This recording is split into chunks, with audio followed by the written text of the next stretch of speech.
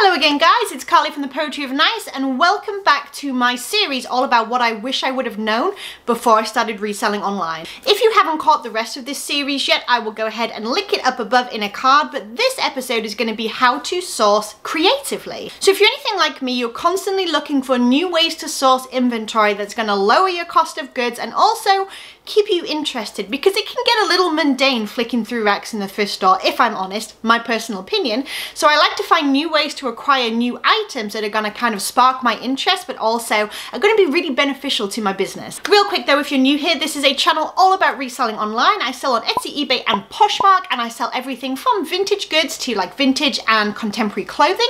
And I do it all while being a stay-at-home parent to 3 boys under 5, so I definitely am juggling a few things.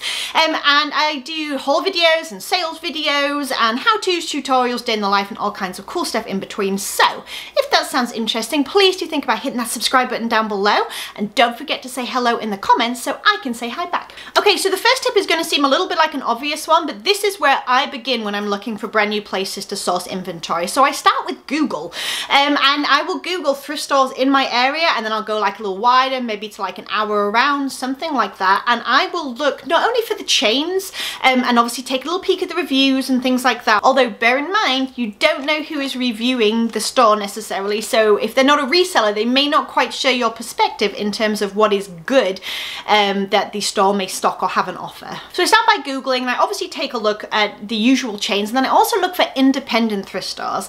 And then this is where I start making some phone calls. So I will call up and I will find out if they have regular sales or any upcoming sales. I'll find out if they have loyalty programs. This isn't just independent stores, this is the chains as well. But overall, everything that I think looks like it might be worth a little bit of a peek, I'll usually call ahead and find out if there's anything I need to know, because if it's the difference between going on a Saturday and a Sunday and it's a 50% off change or whatever, I'm going to go ahead and go on the day that is going to give me the best return for my investment, obviously. And I'll also put in here, don't discount the smaller rural towns and the thrift stores that you find there. The little mom and pop or church owned thrift stores are sometimes some of the best honey holes that you can find, and the nicest people to work with as well. Bear in mind as well, if you're going to some of these smaller stores that aren't really on the map, but you found because you've been proactive and you made some phone calls or you've done a little bit more digging, chances are they're going to be less saturated with resellers as well than say like the big main Goodwill on the main street of your city, and that can definitely go in your favor when you're trying to find some treasures. So the next thing that I use all the time to find the places to source my inventory is Yard Sale Treasure Map. It's not sponsored in any way, but it is genuinely what I use, and I've used for about 2.5 years now when I'm looking for the places to visit on a weekend. So on Yard Sale Treasure Map, it is an app, by the way. I personally pay for the 99 cents a year or whatever it is to get the upgraded version, because that allows me to track sales a little bit earlier on in the week. But there is a free version, so if you want to try it and see what you like it, and I'll link it down below of course, you can find out by giving it a little bit of a go for free. So I use the filter option on this app avidly. I filter by certain words that apply to me. So for me, it is like the word church, the word rummage, the word neighborhood, because I do like a neighborhood yard sale. But for you, it could be antiques, clothing, kids, tools, it could be anything. You can apply that as a filter, and you can assign a color essentially to that filter, that filtered word, and then that way when you look at your map at the end of the week and you're deciding where to go on the weekend, you can narrow it down right away by like, oh, I'm going to visit all the purples because they're all the church rummage sales and I know I want to hit those first. Obviously time is money, so you want to make sure that you are being efficient with your time when it comes to knowing which sales to visit and in which order, and Yard Sale Treasure Map is going to allow you not only to filter down and see what all is available in terms of relevancy to you and what you're looking for, but also it will help you to track a route so that you can have it all ready to go in your GPS, and obviously that saves time when you're driving around your city looking for those sales that you've bookmarked already. I'll also mention, make sure that you're checking up to the day of, not only because new things are added all the time, but also because sometimes people will cancel sales, and because Yard Sale Treasure Map filters straight from Craigslist, then they will sort of like mark it out and whatnot, and you can see see if one of the sales you were heading to has been cancelled and the person has, you know, taken the time to actually remove the listing. Sometimes they do, sometimes they don't. That's the gamble that we take. But that is also a great way to save time rather than rocking up at a sale that someone has cancelled and you've just missed it on Craigslist or wherever. And be open-minded in terms of the types of sales that you're willing to go to. I have had such great luck at things like moving sales. I came across one last spring, for instance, where the people were moving down, I think to like Mexico to go live on a boat. So they were selling everything that they owned. But for me, that meant that the woman was selling her entire clothing collection. She was an outdoorsy person, and quite frankly, that was one of the best hauls that I have ever had at a single sale in terms of the quality of the clothing. So if I hadn't have taken the chance and gone to a moving sale rather than, you know, the rummage sale or the yard sale that I usually go to, I would never have come across those items. I've even come across sales as unique as like going minimalist sales or even like divorce sales and things like that. People name them in all different ways to draw people in. So like I said, just be open-minded. You never know what all you're going to find. Okay, the next thing I'm going to talk about is online sourcing. So if you are anything like me, you find it hard to get out of the house on a regular basis to go flick through racks, like I said, and find items on your own. So sometimes you need a backup.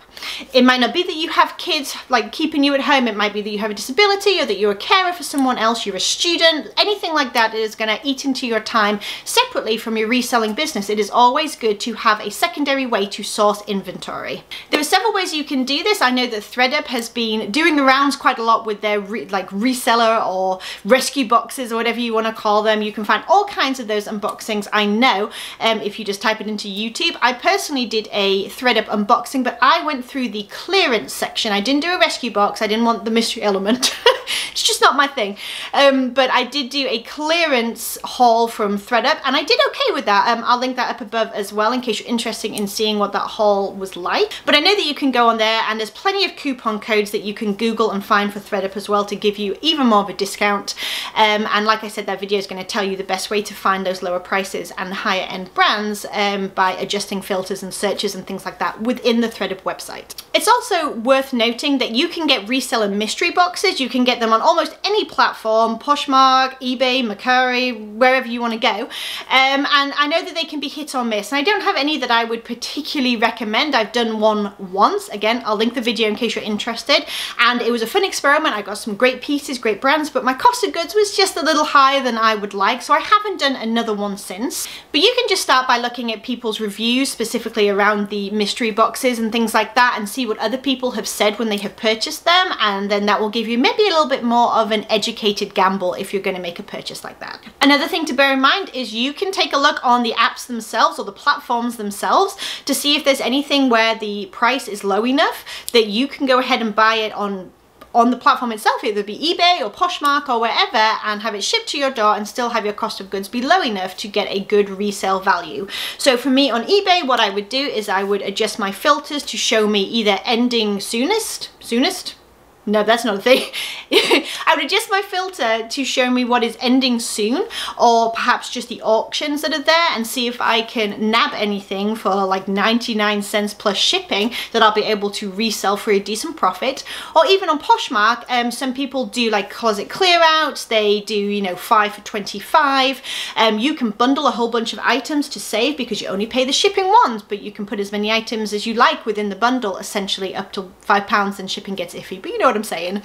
And so sometimes I do that and I buy some items for myself, and I'll throw in a couple of items at a lower price that I know I can make a profit on, so therefore I feel a little better about treating myself on Poshmark. I don't know, it's a mental thing. But there are definitely some opportunities to source on those platforms if you're just willing to do some searching essentially and keep your mind open. Another thing that people do a lot of is retail arbitrage. That basically means when you go into a retail establishment, or you know, I suppose it could be online as well, but basically it's a big company and they'll be having some clearance maybe post-holiday. I know that like Ross and TJ Maxx and Marshalls and things like that do a yellow tag clearance, which I think just happened every year at least once, and people go in and they buy things at like rock bottom prices because these companies are trying to move out their inventory, and so you know, people go in, scoop them up, then resell them online for a higher profit because they're new with tags, obviously.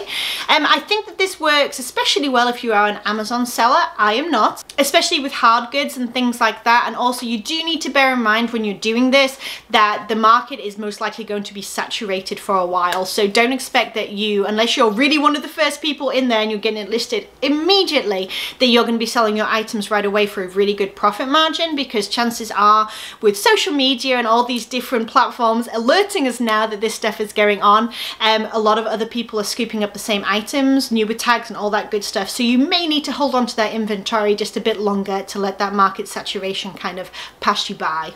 Just something to think about. I've even heard of people going to Dollar Tree and places like that and scanning and seeing, or pulling up comps, whichever way you do it, and seeing if there's some items there. I know they had some packets for a while. They have some plushies that are like actual character license. They come and go. Obviously Dollar Tree stocks different things, just depending on season and stock rotation and all that kind of stuff. But people have definitely bought things there en masse, obviously for $1, and then sold them at a higher profit on different platforms. But again, just be aware of that market saturation and the fact that it may take you a little while to move that inventory. And the last thing that I'm going to mention in terms of sourcing creatively is think outside your niche. Sometimes it's really fun to branch outside of what we know or what we think we know and try some new stuff. I personally started selling by buying old camera stuff that I knew nothing about and quickly realized that it wasn't for me. I moved into vintage hard goods then, a lot of like tchotchkes and things like that I sold on eBay, which moved into some vintage clothing, which moved into contemporary clothing, and now here I am trying a few different things. And I would say my niche is primarily clothing now, absolutely, clothing and accessories, but I'm never tired of learning new things, and it's really interesting sometimes when you find something at a good price point to go ahead, branch out, give it a go, see if you enjoy it, see if you found a hidden gem or a different sort of genre of reselling, you could say, that you actually really like. You never really know what all is available in your area until you get out there and look, and you never really know how something's going to do for you until you actually try to sell it. So it's always worth a try to keep from getting bored. All right, you guys, I hope that those tips were interesting. I hope they gave you some ideas to get creative with sourcing and to kind of keep the fire alive, I suppose you could say, with reselling, because I think we all burn out from time to time. I think it can get mundane and it can get boring once in a while, and it's really good to go back to basics in a way and, you know, revisit what it was that we loved about reselling to begin with. And usually that's the thrill of the hunt, and it's learning something new and doing something that other people aren't doing and getting a really good profit from it. Anyway, if you enjoyed this video, please do give it a thumbs up. Please go back and visit the rest of the playlist if you haven't seen it yet for the rest of my what I wish I would have known before I became an online reseller. And if you haven't subscribed yet, please do hit that subscribe button because I would love to have you back. All right, you guys, I'll see you in the next video. Bye.